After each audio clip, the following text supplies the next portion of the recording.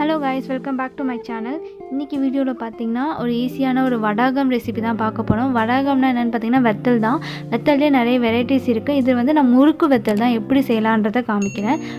2 tumbler பச்சரிசியை ஒரு 10 நிமிஷம் ஊற போட்டிருக்கேன். அரை கப்பு ஜவ்வரிசி எடுத்துக்கோங்க. அதை வந்து ஒரு 8 hours வந்து நல்லா ஊறணும். அதை ஊற வச்சுருக்கேன். 1 ஸ்பூன் சீரகம் எடுத்துக்கோங்க. 1/2 டீஸ்பூன் பெருங்காயத்தூள், 1 லெமன், காரத்துக்கு பச்சை மிளகாய் நான் ஒரு 10 எடுத்திருக்கேன். இன்னும் காரம் சாப்பிடுவீங்கன்னா நீங்கள் நிறைய எடுத்துக்கோங்க. ஃபஸ்ட்டு வந்து குக்கரில் வந்து அரிசி ஊற வச்சுருந்தோம் இல்லையா, அதை போட்டுருங்க. 2 டம்ளருக்கு 8 டம்ளர் தண்ணி ஊற்றிக்கோங்க. ஏன்னா நல்லா குழைய வேக வைக்கணும். அதுக்கப்புறம் தேவையான அளவு கல் உப்பு ஆட் பண்ணிக்கோங்க. நான் 1 ஸ்பூன் ஆட் பண்ணிக்கிறேன்.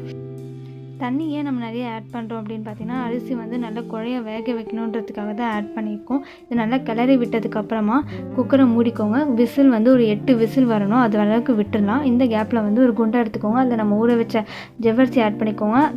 தட்டு போட்டு மூடிடுங்க. ஒரு 10 நிமிஷம் மீடியம் ஃப்ளேம்லேயே வச்சு வேக விட்டுருங்க. அதாவது ஃபாஸ்ட்டாக வச்சிங்கன்னா அடி பிடிச்சிரும். அதனால் நம்ம ஊற வச்ச தண்ணியிலே இதை ஊற்றி வேக வச்சுக்கோங்க. எக்ஸ்ட்ரா தண்ணி எதுவும் ஊற்ற வேண்டாம்.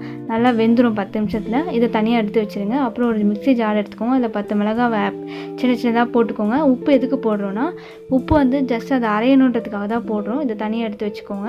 எனக்கு வந்து 8 விசில் வந்துடுச்சு.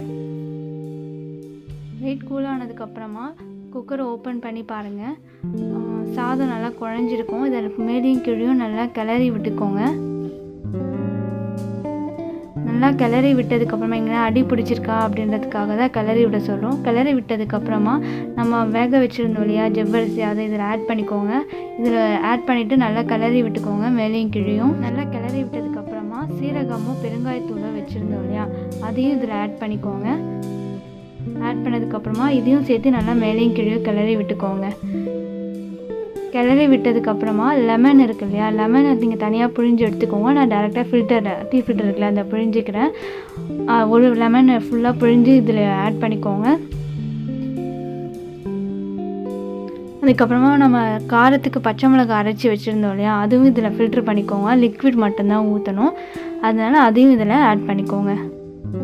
நான் டேரெக்டாக ஃபில்டர் பண்ணிடுறேன். நீங்கள் தனியாக எடுத்து வச்சுக்கூட இதில் ஆட் பண்ணிக்கலாம். இந்த லிக்விடை ஆட் பண்ணதுக்கப்புறமா மேலேயும் கீழும் நல்லா கிளறி விட்டுக்கோங்க. இந்த டைமில் உப்பு பார்த்துக்கோங்க. உப்பு கம்மியாக இருந்துச்சுன்னா சால்ட்டு போட்டுட்டு இன்னும் நல்லா கிளறி விட்டுக்கோங்க. அவ்வளோதான், நம்மளுடைய முறுக்கு அந்த மாவு ரெடி ஆகிடுச்சு.